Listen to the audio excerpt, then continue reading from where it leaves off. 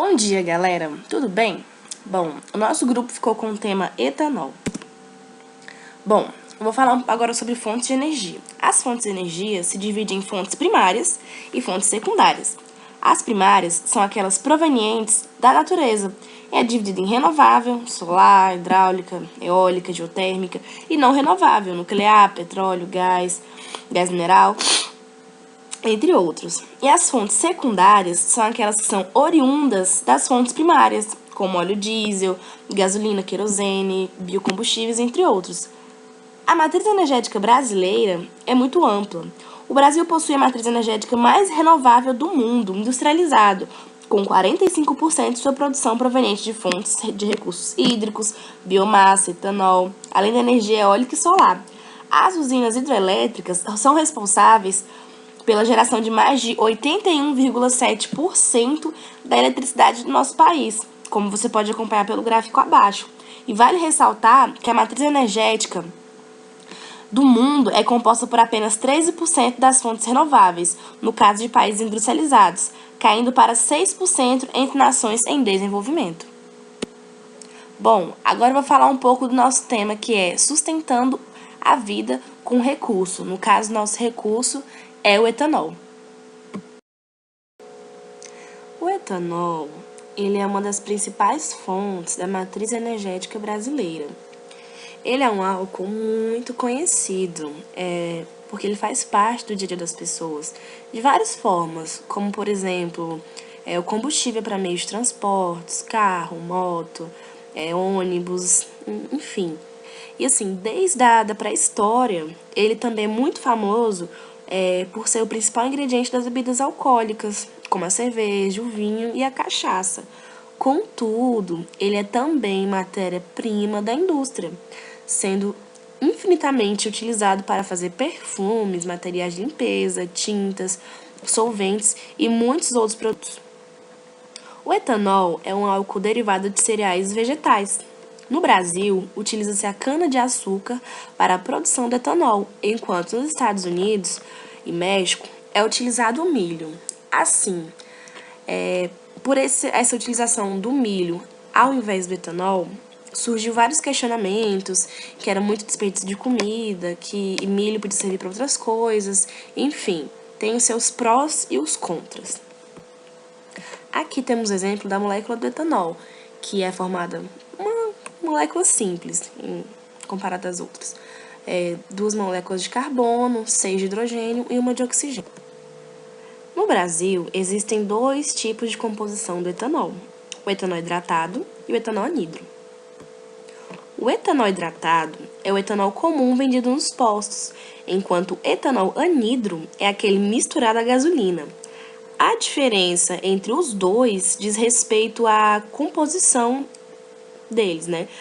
Que o hidratado tem cerca de 95% a 96% de etanol e o restante é água. Enquanto o anidro, também chamado de etanol puro ou absoluto, possui pelo menos 99,6% de graduação alcoólica. Dessa forma, o álcool anidro é praticamente etanol puro. A palavra anidro tem origem grega e significa sem água. O anidro é misturado à gasolina para baratear o combustível, aumentar sua octanagem e reduzir a emissão de poluentes. O Brasil atualmente utiliza a mistura na proporção de 20%, sendo que essa taxa já chegou a atingir níveis de 25%. Já o etanol hidratado é utilizado como combustível somente no Brasil, desde o fim da década de 70, sendo o maior produtor mundial de cana-de-açúcar, melhor matéria-prima do etanol. E esse uso, ele torna-se viável economicamente aqui no Brasil, graças a incentivos governamentais que foram atribuídos no programa Pró-Álcool de 1975. Bom, agora eu vou falar um pouco da segunda geração do etanol. O etanol da segunda geração, ou etanol celulósico, pode ser considerado uma inovação no setor sucroenergético. Após anos de incrementos modestos em produtividade, a nova tecnologia permite acréscimos expressivos na produção de etanol, utilizando 2/3 da cana-de-açúcar até então pouco aproveitada, o bagaço e a palha. Ou seja, uma grande contribuição para o desperdício, acima de tudo, da bagaça, da palha, da cana-de-açúcar que fica, e um grande incremento na economia. E, acima de tudo, visando um pouco a preservação dos impactos e do meio ambiente que a extração ou a fabricação de etanol causa. Bom, aqui eu vou explicar um pouco do processo da fabricação da segunda geração do etanol.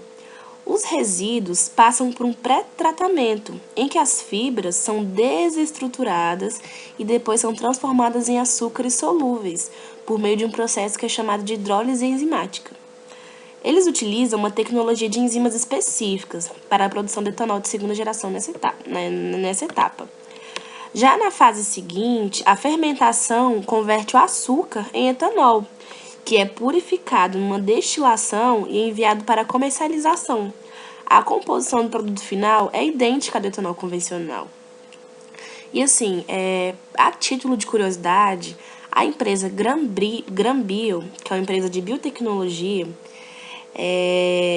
deu início à produção de etanol de segunda geração aqui no Brasil, desenvolvida à base de palha e bagaça da cana. Trata-se da primeira unidade produtora em escala comercial no hemisfério sul.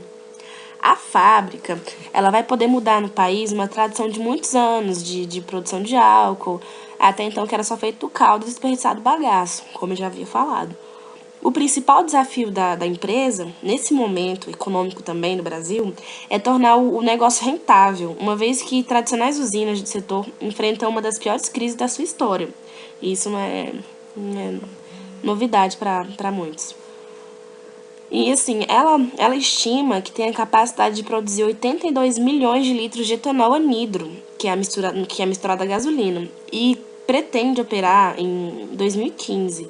Cerca de 50% da produção será exportada e a outra metade vai ser comercializada aqui no Brasil mesmo. E a expectativa inicial é de que a primeira planta de etanol 2G, de 2G atinja faturamento de 150 milhões, ou seja, super rentável para a economia do país. Bom, agora eu vou falar um pouco sobre os impactos ambientais, né? Como tudo na vida tem seu lado negativo, não seria o etanol a exceção. Existem problemas dos impactos ambientais que precisam ser resolvidos para que o álcool torne-se realmente uma alternativa sócio e ambientalmente sustentável.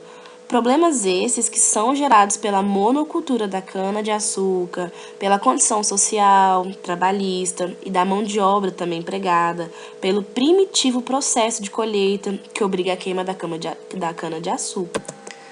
A queima da palha do canavial visa facilitar, baratear o corte manual, né? Fazendo com que a produtividade do trabalho manual passe de 2 para 5 toneladas com a queima por dia. Os custos do carregamento, transporte, também são reduzidos e aumentam a eficiência das moendas, né? Que não precisam parar para fazer a limpeza da palha.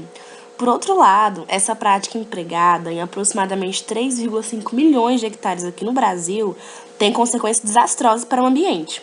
Vários estudos afirmam que a queima libera gás carbônico, ozônio, gases de nitrogênio e de enxofre, que são os responsáveis pelas as chuvas ácidas, efeito estufa, aquecimento global, enfim.